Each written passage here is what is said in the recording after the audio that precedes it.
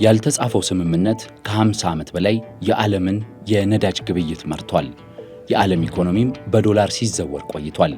ይህ ሁኔታ ይቀየር አይቀየር የሚለው ገና አሁንም ያልታወቀ ነው። በዚህ አጣብቂኝ ውስጥ ደግሞ እንደ ኢትዮጵያ ያሉ ድሃ ሀገራት ትልቅ ጭንቅ ላይ ናቸው። ኢትዮጵያ በተለይ የቀይ ባህርን ይዛ ቢሆን ኖሮና የወደብ ባለቤት ሆና ቢሆን ኖሮ የምታመልጣቸው ፈተናዎችም ነበሩ። የምታደምጡት የቅዳሜ ገበያ የኢኮኖሚ ትንታኔን ነው። የዩቲዩብ ቻናላችንን ሰብስክራይብ ያድርጉ። ትኩስ መረጃዎች እንዲደርሷችሁ የደውል ምልክቱን ይጫኑ። ቅዳሜ ገበያ። የነዳጅ ገበያ በዓለም ላይ እጅግ በጣም ውስብስብ ሆኖ ለበርካታ ዓመታት ቆይቷል። ነዳጅ የማይነካው የኢኮኖሚ ዘርፍም የለም። ነዳጅ የማይነካው የፖለቲካ አንድምታም የለም። ነዳጅ ቀዳሚው ሸቀጥ ሆኖ በዓለም ላይ እንግዲህ እስካሁን ሲዘዋወር የቆየው የዓለምን ልዕለ ኃያሎች እያፋተገ ነው። በዛም ልዕለ ኃያልነት የአሜሪካ ልዕለ ኃያልነት ነጥሮ የወጣው በነዳጅ ጉዳይ እንደሆነ ይታወቃል። አሜሪካ ያልተፈረመ ስምምነት የሚባለውን የፔትሮ ዶላር ስምምነት ከመካከለኛው ምስራቅ ሀገራት ጋር የተፈራረመችው በ1970ዎቹ ነው። ከዛ በፊት ግን የነዳጅ ልዕለ ኃያልነቷ መረጋገጥ የጀመረው በ1956ቱ የስዊዝ ካናል ክራይሲስ ጊዜ ነው። በዛን ወቅት የእንግሊዝ መንግስት የስዊዝ ካናልን ለመቆጣጠር ሞክሮ ነበር። አሜሪካ ይህንን አስቆማ፣ የአሜሪካ ልዕለ ኃያልነትም ነጥሮ መውጣት ጀመረ። ከዛ በኋላ ግን አሜሪካ ለመካከለኛው ምስራቅ ሀገራት ወታደራዊና የተለያዩ የደህንነት ማስተማመኛዎችን በመስጠት ዶላር ደግሞ ብቸኛው የነዳጅ መገበያ ገንዘብ እንዲሆን በማድረግ የዓለም ኢኮኖሚን ሙሉ በሙሉ ስትዘውር ቆየች። ይህ ለአሜሪካ ብዙ ነገሮችን ሰጥቷት ነበረ። ነዳጅ እንደምናውቀው ሁሉን ነገር ላይ የተያያዘ ነው። የኢነርጂ ገበያው የፋይናንስ ዘርፉንና የዓለምን ገበያ የሚዘውር ነው። ኢነርጂ ስንል አብዛኛው ጥቅም ላይ የሚውለው የኃይል ፍላጎት በነዳጅ ምርቶች አካባቢ የሚያጠነጥን ነው። የተፈጥሮ ጋዝ፣ ቤንዚን፣ ናፍጣ የምንላቸው በሙሉ በዚህ ዙሪያ ያሉ ናቸው። የፋይናንስ ዘርፉን ደግሞ ስንል የነዳጅ ግብይት ቁጥር 1 የዓለም ሸቀጥ በመሆኑ የፋይናንስ ተቋማትን የሚነካካ መሆኑ ነው። የዓለም ገበያ ደግሞ ስንል እያንዳንዱ ምርትና አገልግሎት የሚዘወረው በነዳጅ ዋጋ ጥገኝነት ላይ ነው። ስለዚህ ነዳጅ ሁሉንም የኢኮኖሚ እንቅስቃሴ የሚነካካ ነው። ነዳጅ ቢጠራ በዓለም ላይ ቁጥር 1 ሸቀጥ መሆኑ የሚታወቅ ነው። የትራንስፖርት ዘርፍን፣ ግብርናን፣ ኢንዱስትሪን፣ ወታደራዊን ሁሉን የሚነካካ የሸቀጥ አይነት ነው ነዳጅ። እናም ይህ ነዳጅ የሚገበይበት ገንዘብ መቼም ኃይለኛ እንደሚሆን እሙን ነው። እናም ፔትሮ ዶላር የሚለው ሐሳብ የአሜሪካን ልዕለ ኃያልነት ያረጋገጠው በዚህ መልኩ ነው። እንዴት? የፔትሮ ዶላር የበላይነት የተረጋገጠው በዚህ የተነሳ ነው። አንድ ሀገር ነዳጅ የሚፈልግ ከሆነ በቂ የአሜሪካን ዶላር ያስፈልገዋል ነዳጅ ለመግዛት። ስለዚህ በቂ የአሜሪካ ዶላር ለመግዛት ያለውን ሸቀጥ ሁሉ ሸጦ ወይንም ኤክስፖርት አድርጎ ዶላር ይሰበስባል። ያንን ዶላር ያከማቻል። ነዳጅ ባስፈለገው ጊዜ ይገዛል። የተረፈውን ዶላር ደግሞ ኢንቨስት ያደርገዋል። ስለዚህ ነዳጅ ከፈለግ ዶላር ያስፈልጋል ማለት ነው። እናም ዶላርን ማከማቸትም መገብየትም በጣም ወሳኝ በመሆኑ ዶላር ደግሞ ለረጅም ጊዜ በእጅ ላይ እንዲቆይ የምታገኘውን እያንዳንዷን ዶላር ከነዳጅ ግብይት ባሻገር በአሜሪካ ኢኮኖሚ ላይ በአሜሪካ የፋይናንስ ስርዓት ላይ ኢንቨስት ማድረግ ይመጣል ማለት ነው። ስለዚህ በዓለም ላይ የተሰበሰበው እያንዳንዱ ዶላር ተመልሶ ወደ አሜሪካ ይገባል። የዓለም ሀብት ተመልሶ አሜሪካ ላይ ኢንቨስት ይደረጋል። የመካከለኛው ምስራቅ ሀገራት ነዳጃቸውን ሸጠው ያገኙትን ዶላር በአሜሪካ የድርሻ ገበያዎች ላይ ኢንቨስት ያደርጋሉ። እነሱ ብቻ ሳይሆኑ ነዳጅ ገዢዎቹም ሀገራት ያላቸውን ትርፍ ገንዘብ መጠባበቂያቸውን በዶላር ያስቀምጣሉ፣ በአሜሪካ ገበያዎች ላይ ኢንቨስት ያደርጉታል።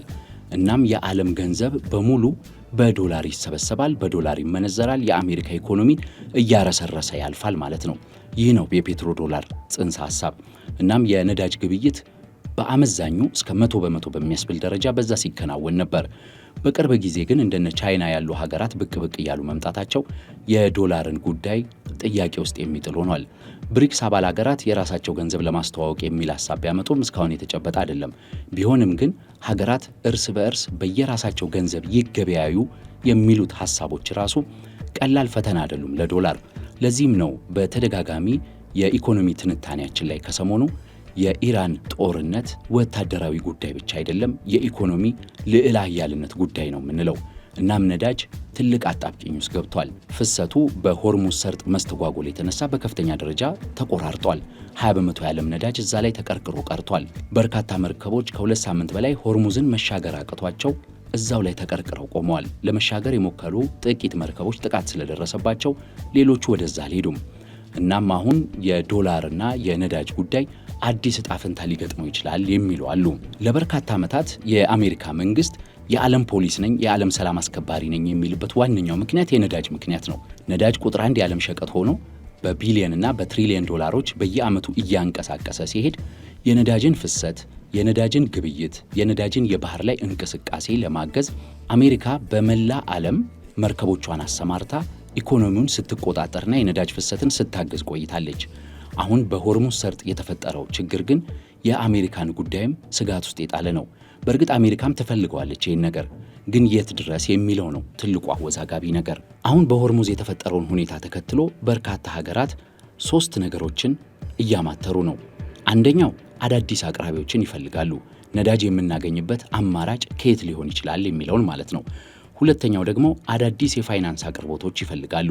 ከተለያየ ሀገር ነዳጅ የምንገዛ ከሆነና ሌሎች አማራጮችን የምንፈልግ ከሆነ ዶላርንም እንደ ልብ የማናገኝ ከሆነ ሌላ የፋይናንስ ምንጭ፣ የባንኪንግ ዘርፍ ወይ ደግሞ ሌላ ግብይት የሚከናወንበት ገንዘብ ያስፈልጋል። በሶስተኛነት ሀገራት እያማተሩ ያሉት አዳዲስ የንግድ ስልቶችን ነው። ነዳጅን በተለያዩ ሸቀጦች መለዋወጥን ጨምሮ በምን አይነት መልኩ ከአሜሪካ እይታና ከአሜሪካ ጫና ውጪ ነዳጅን መገበያየት እንችላለን የሚለውን እያዩ ነው ማለት ነው። እናም አሁን ያለው ሁኔታ በጣም ፈተና ውስጥ ያለ ነው። ቻይና ግን ለዚህ ስትዘጋጅ ቆይታለች ብለው የሚያነሱ አሉ። እንግዲህ ልዕለ ኃያልነት በአንድ ጊዜ አይወድቅም፣ በጊዜ ሂደት ነው እየደከመ መጥቶ የሚወድቀው። እንደዚህ አይነት አሁን ሆርሙዝ ላይ እንደተፈጠረው አይነት ትልልቅ ክስተቶች ደግሞ የልዕለ ኃያል ሆኖ የቆየውን ሀገር መዳከም አመላካች ሊሆን ይችላል። እናም አሜሪካ ተዳክማለች አልተዳከመችም የሚለው አሁን ከኢራን ጋር ያለው ጦርነትና የሆርሙዝ ሰርጥ ጉዳይ ማሳየቱ የማይቀር ነው። እነ ቻይናን የመሳሰሉት ሀገራት አሁን ይህንን ሁኔታ በጥልቀት እያጤኑት መሆኑን እርግጥ ነው ማለት ነው። ነገሩ ቁማር ነው ብሎ ማሰብ ይቻላል። ጦርነቱም የኢኮኖሚ እንጂ የወታደራዊ ብቻ አይደለም ብለን እንዳስቀመጥ ነው። የአውሮፓውያኑ ፈራ ተባ ማለት ከዚህ ጋር የተያያዘ ነው። በርካታ ተንታኞችም እንደሚያስቀምጡት አውሮፓውያኑ ከአሜሪካ ጋር በቀጥታ በወታደራዊ አቅም ያልተሰለፉት የአጭር ጊዜና የረጅም ጊዜ ትንተናዎችን በማስቀመጥ ነው ብለው ያስቀምጣሉ። የአጭር ጊዜ ትንተና የሚባለው የዩክሬን፣ የሩሲያን የመሳሰሉት ጉዳዮች ናቸው። የረጅም ጊዜ ትንተና ደግሞ አሜሪካ በቀጣይ ያላት የመነጠል ሐሳብና የቻይና አዲስ ጉልበት ወዴት ሊሄድ ይችላል የሚለውንም ማጤን ያስፈልጋል። ስለዚህ ከዚህ በፊት እንደሚያደርጉት አሜሪካ በገባችበት ጦርነት ዘለው አልገቡም። ቆም ብለው እያጤኑ ነው። አንዳንዶች በድፍረትም እንደ መቃወም እያደረጋቸው ነው። የነዳጅ ዕጣ ፈንታቸውን ግን ይወስናል። በዚህ ወቅት ላይ ነው የቻይና ጠቃሚነት የሚመጣው። ቻይና በእርግጥ ኢኮኖሚዋ የተገነባው በነዳጅ ዙሪያ ነው። የቻይና ኢኮኖሚ 2 ዋነኛ ምሰሶዎች ነው ያሉት። አንደኛው በብዛት ማምረት ነው። ምርት እንደምናውቀው የነዳጅን ኃይል ይፈልጋል። በሁለተኛነት የቻይና ኢኮኖሚ የተገነባው በንግድ ላይ ነው። ዓለም አቀፍ ንግድም ያለ ነዳጅ የሚዘወር አይደለም። ስለዚህ የቻይና ኢኮኖሚ በነዳጅ ላይ በጣም ጥገኛ ነው። የዓለም ቁጥር 1 ነዳጅ ገዢ ሀገርም ቻይና እንደሆነች ይታወቃል። ስለዚህ ቻይና ዘዴ መፈለጉ አይቀርም። አሁን እንደዚህ አይነት በሆርሙዝ ሰርጥ ላይ ያለው መስተጓጎል ሲመጣ የቻይናን ዘዴ ተከትሎ ቻይናን ተንተርሶ ጥቅሙን ለማሳካት የሚረባረብ ሀገር መኖሩ የሚጠበቅ ነው እና ቻይና አሁን የተከሰተውን ሁኔታ ድንገት የመጣባት ላይሆን ይችላል። እየተዘጋጀችበት መቆየቱ አይቀርም። አማራጭ መፈለጓም የግድ ነው። ምክንያቱም ለረጅም ዓመት ፔትሮ ዶላር የነዳጅን እንቅስቃሴ ተቆጣጥሮት ስለነበረ ያለ ዶላር የበላይነት እንደዚሁም ደግሞ ያለ አሜሪካ ባንኮች እውቅና ቻይና ኢኮኖሚዋን እንድታንቀሳቀስ ዘዴዎችን ስትፈልግ ቆይታለች። አሜሪካ ቬንዙዌላን፣ አሁን ደግሞ ኢራንን እያጠቃች ያለችው የቻይናን ኢኮኖሚ ነዳጅ ለማስራብ ነው የሚለውን ትንታኔ እናስቀምጥ በአንድ በኩል። እንደዚሁም ደግሞ አሜሪካ የነዳጅ ዋጋ በበርሜል $100 በላይ ከሆነ የቻይና ምርቶች በርካሽ መመረታቸው ይቆማል። የቻይና ምርቶች በዓለም ገበያ ይወደዳሉ። አሜሪካ ደግሞ ነዳጅ አውጭ ሀገር ስለሆነች ነዳጅ አውጥታ ለራሷ ኢኮኖሚ በርካሽ ነዳጅ አቅርባ የቻይናን የኢኮኖሚ የበላይነት መፈታተን ትችላለች በንግድ ዘርፉ የሚለውን ታሳቢ አድርጋ ነው አሜሪካ ወደዚህ ጦርነት የገባችው። ግን $100 አልፎ እስከየት ይዘልቃል? እንዳስፈራራችውም ኢራን የነዳጅን ዋጋ ወደ $200 የምታስጠጋው ከሆነ ጫናው በቻይና ላይ ይሆን ወይንስ በአሜሪካ ላይ የሚለውም አነጋጋሪ ነው። እንግዲህ አሁን የነዳጅ ግብይት ሙሉ በሙሉ ተስተጓጉሏል። መርከቦች ቆመዋል። ከ69 ነዳጅ $100 አልፏል። የዓለም ኢኮኖሚ ያልታሰበ ውድቀት ገጥሞታል። የዓለም ኢኮኖሚ ደግሞ ገበያ በባህሪው የግድ የነዳጅ ዋጋ እስኪጨምር አይጠብቅም። ነዳጅ እንቅስቃሴው ተስተጓጎለ ከተባለ አንስቶ የምርትና የአገልግሎቶች ዋጋ መጨመሩ የማይቀር ነው። በሀገራችንም እየተመለከትን ያለነው ይህንን ነው። ኃይል ማለት ሁሉንም ነገር ያጠቃልላል እና የነዳጅ ጉዳይ ኢኮኖሚ አይደለም፣ ፖለቲካዊ ነው። የነዳጅ ዋጋ ገና ሳይወሰን ገበያው መናጥ ጀምሯል። አምራቾች ምርትን ቀዝቀዝ እያደረጉ ነው። የነዳጅ አምራቾቹ መላክ ስላልቻሉ ማለት ነው። መርከቦችም አማራጭ መንገድ እየፈለጉ ነው። የዓለም ኢነርጂ ኤጀንሲም ተጨማሪ ምርት የነዳጅ ምርት ከክምችት ያወጣለሁ ብሏል። እንደዛም ቢሆን ግን በከፍተኛ ደረጃ የነዳጅ ዋጋ ጉዳይ ዓለምን አሳስቦ ኢኮኖሚዎችን አስጨንቋል። ወታደራዊ መፍትሄ በዚህ ሰዓት መስጠትም ከባድ እንደሆነ እሙን ነው። እናም አሜሪካ በርካታ ሀገራትን ጥሪ ብታቀርብም የሆርሙዝ ሰርጥን እንክፈት የሚለውን ማንም ፈቃደኛ አልሆነም። አሜሪካ ምን ታደርጋለች እስከ መጨረሻው የሚለውን እየጠበቁ ነው። አሜሪካ የሆርሙዝ ሰርጥን ለመክፈት አግዙኝ ብትልም በራሷ የምታስበው መፍትሄ እንደሚኖር ይታመናል። አግዙኝ ያለችበትም ሌላም ምክንያት ሊኖራት ይችላል። በቀጣይ ምን ታደርጋለች የሚለው አነጋጋሪ ነው። በዚህ ሁኔታ ውስጥ ግን የኛ ኢኮኖሚ ክፉኛ ተፈትኗል። ጠቅላይ ሚኒስትር አብይ አህመድ ስለ ነዳጅ ያስተላለፉት መልእክት፣ የትራንስፖርትና የሎጂስቲክስ ሚኒስቴር የነዳጅ አጠቃቀም ላይ የሚያነሳው፣ የመንግስት የመገናኛ ብዙሃን ነዳጅን በዚህ መልኩ ቆጥቡ፣ በዚህ መልኩ ተጠቀሙ እያሉ በዓለም አቀፍ ደረጃ በተለያዩ ሀገሮች የተወሰዱ ስልቶችን እያስተማሩ መሆናቸውን ስንመለከት የኢትዮጵያ ኢኮኖሚ ገና ቀጣይ ፈታኝ ወቅቶች እንደሚኖሩበት መጠበቅ እንችላለን።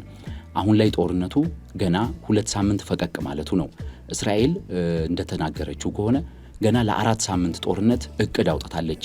አሜሪካ ፕሬዝዳንት ዶናልድ ትራምፕም እስከ 6 ሳምንት ሊፈጅ ይችላል ብሏል መጀመሪያ ላይ። እናም በትንሹ ይህ ጦርነት ገና 2 ሳምንት አለን ብለን እናስቀምጥ። ይህ ከሆነ ደግሞ የኢትዮጵያ ኢኮኖሚ ከፍተኛ ጫናዎች ያርፉበታል። ይህ ኢኮኖሚ ግን ወደብ ቢኖረው ኖሮ ብዙ ነገሮችን ሊያመልጥ ይችላል ወይ ብሎ ማሰብ ያስፈልጋል። የኢትዮጵያ ኢኮኖሚ በኢራን ቀውስ የተነሳ በርካታ ጫና እንዳረፈበት ግልጽ ነው። በርካታ የነዳጅ ምርታችንን ከሳውዲ፣ ከተባበሩት አረብ ኤምሬት፣ ከኩዌት እናስመጣለን። የኢትዮጵያ አየር መንገድ ምን ያህል ጫና እንዳረፈበት ከዚህ ቀደም የተሰራውን የዩቲዩብ ትንታኔያችንን መመልከት ትችላላችሁ። የኢትዮጵያ አየር መንገድ እስካሁን 10 ከተሞች የሚያደርገውን በረራ አቋርጧል። በየሳምንቱ በመንገደኞች ፍሰት $13.5 ሚሊዮን፣ በጭነት ደግሞ $2 ሚሊዮን እያጣ ነው። ስለዚህ ጦርነቱ 2 ሳምንት ማለፉን ስንመለከት የኢትዮጵያ አየር መንገድ ከ$30 ሚሊዮን በላይ ገቢ ቀንሶበታል። በቀጣይ ደግሞ ነዳጅ ሊራብ ይችላል የኢትዮጵያ አየር መንገድ። ምክንያቱም በአቪዬሽን ዘርፍ ላይ ሁሉም አየር መንገዶች የነዳጅ እጥረት እየገጠማቸው መሆኑ እየተሰማ ነው። የኢትዮጵያ አየር መንገድ ምናልባትም የሀገር ውስጥ በረራዎችን ሊገድብ ይችላል። ይህ የሀገር ውስጥ የትራንስፖርት ዘርፍ ላይ ከፍተኛ ጫና መፍጠሩ አይቀርም። የዓለም አቀፍ ጉዞውም ጉዳይ ሊስተጓጎል ይችላል። በአፋጣኝና በአጭር ጊዜ ነዳጅ የምናገኝበት ስልት ካልቀየስን በስተቀር። እናም የነዳጅ ዋጋ መናር የኢትዮጵያ ቁጥር 1 ተጽዕኖ ነው። ዋጋ መናር ብቻ አይደለም፣ አቅርቦት ችግርም ነው ዋናው ተጽዕኖ። ነዳጅ ከየት ይመጣል የሚለውም አነጋጋሪ ሊሆን ይችላል። በእርግጥ ትልልቆቹ ሀገራት የነዳጅ ክምችት ሊኖራቸው ይችላል። እንደ ኢትዮጵያ ያሉት ሀገራት ግን ብዙ ነዳጅ ማከማቸት አይችሉም። የውጭ ምንዛሪ አይፈቅድልንም። ስለዚህ የዋጋ ብቻ ሳይሆን የክምችት እጥረትም እና የአቅርቦት እጥረትም ያጋጥመናል። ሁለተኛው የኢትዮጵያ ኢኮኖሚ ስጋት የዋጋ ግሽበት ነው። ነዳጅ እንደምናውቀው ወደ ሁሉም ምርቶች ይሄዳል። ከሰሞኑ እንደታዘብነው ራሱ የመጠጥ ውሃ ወይንም ደግሞ በላስቲክ ታሽገው የሚሸጡት ውሃዎች በእያንዳንዱ ጠርሙስ ላይ ወይም በእያንዳንዱ ላስቲክ ላይ እስከ 5 ብር የሚደርስ ጭማሪ እየታየባቸው ነው። የፔትሮኬሚካል ውጤቶች ናቸው ማሸጊያዎች። ስለዚህ እነሱም የዋጋ ለውጦች እያሳዩ ነው። እናም ሌላም የዋጋ ግሽበት ጉዳዮች ሊያጋጥም ይችላል ብሎ ማስቀመጥ ይቻላል፣ ከምግብ አንስቶ የማዳበሪያውም ጉዳይ የሚነሳ ስለሆነ። በሶስተኛ ደረጃ ኢትዮጵያ የሚያጋጥማት የውጭ ምንዛሪ እጥረት ነው። ለነዳጅ የምናወጣው ገንዘብ እየጨመረ መሄዱ አይቀርም።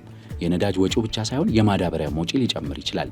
ስለዚህ የኢትዮጵያ የውጭ ምንዛሪ ክምችትን የሚበላ ችግር ነው ማለት ነው የሆርሙዝ ችግር።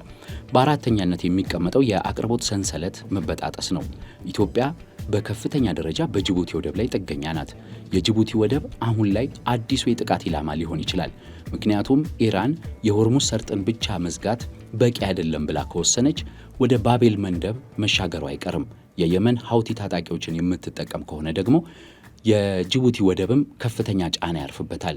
እናም የምርት ፍሰት ወይም ደግሞ የሎጂስቲክስ መስተጓጎል በከፍተኛ ደረጃ ተጽዕኖ የሚያሳርፍ ነው። የመርከብ ዋጋም እየጨመረ መሆኑ የሚታወቅ ስለሆነ ስለዚህ የኢትዮጵያ እጣ ፈንታ በጣም ትልቅ ቅርቃር ውስጥ የገባ ነው ብለን መጥቀስ እንችላለን። መንግስት ከዚህ በኋላ ስለ ነዳጅ አጠቃቀም የሚሆን ስለ ሌሎች መሰረታዊ የኢኮኖሚ ጉዳዮች ተጨማሪ ማብራሪያዎችን፣ ምክሮችን ወይም ደግሞ ትዕዛዞችን ማስተላለፉ የሚቀር አይመስለኝም። ነገር ግን ወደብ ቢኖረን ኖሮ ምን ሊሆን ይችላል የሚለውን የመጨረሻ ሐሳቦች ላስቀምጥላችሁ። ኢትዮጵያ የወደብ ፍላጎት እንዳላት በተደጋጋሚ ገልጻለች። የቀይ ባህር ባለቤትነት ይገባኛልም እያለች ነው። እውነት ኢትዮጵያ ትክክል ነበረች ወይ የሚያስብሉ ነጥቦች በዓለም ተንታኞችም ዘንድ እየተነሳ ነው። ኢትዮጵያ ወደብ ቢኖራት በዋናነት አንድ ነገር ይቀልላት ነበረ፣ ጥገኝነቷ ይቀንሳል። ለኢምፖርትና ለኤክስፖርት ኢትዮጵያ በዋናነት የምትጠቀመው የጅቡቲ ወደብን ነው። ሌሎች ወደቦችን ለመጠቀም ብትሞክርም በርቀትና በጎረቤት ሀገሮች ግጭት የተነሳ ያ መሆን አልቻለም። የኤርትራን ወደቦች እየተጠቀምን አይደለም። የኬንያ ወደቦች ራቅ ያሉ ናቸው። የሱዳን ወደብ ከርቀቱ ባለፈ ከፍተኛ የሆነ ቀውስ ያለበት ቦታ ነው። ስለዚህ ኢትዮጵያ የራሷ ወደብ ቢኖራት ያንን የሎጂስቲክስ ፍሰት ማሳለጥ ትችላለች። እናም ጥገኝነቷ ይቀንስ ነበር። የራሷን ምርቶች ወጪና ገቢ ጉዳይ በራሷም ተወስን ነበር። እጣ ፈንታን በራስ መወሰን ማለት ነው። በሁለተኛ ደረጃ ኢትዮጵያ ወደብ ቢኖራት ምንም እንኳን ወደብ ቢኖር ጫናው ብዙ ስለሆነ በሁለተኛ ደረጃ ወታደራዊ አቅም ይኖራት ነበር። የባህር ኃይል ይኖራታል። ይህ የባህር ኃይል የኢትዮጵያን ምርቶችና ሸቀጦች እንዲንቀሳቀሱ ድጋፍ ማድረግ ይችላል። በተለይም በአቅራቢያችን የሚገኘው የባቤል መንደብ ቢዘጋ የኢትዮጵያ የባህር ኃይል ሰራዊት ሄዶ መንቀሳቀስ ይችላል። አሁን ግን ያንን ማድረግ አይችልም። የራሱ ወደብ የሌለው የራሱ ማረፊያ የሌለው ሀገር የባህር ኃይል ሊኖረው እድልም የለውም።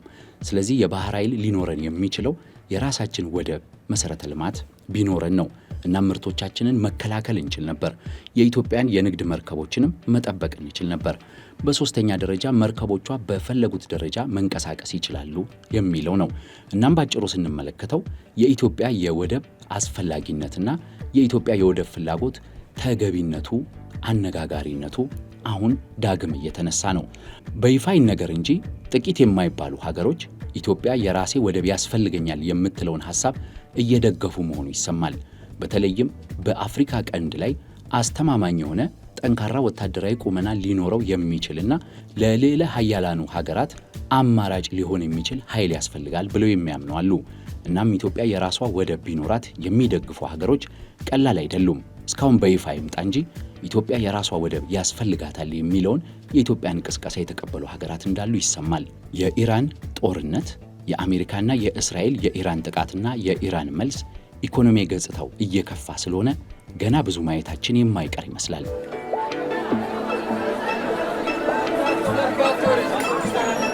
ቅዳሜ ገበያ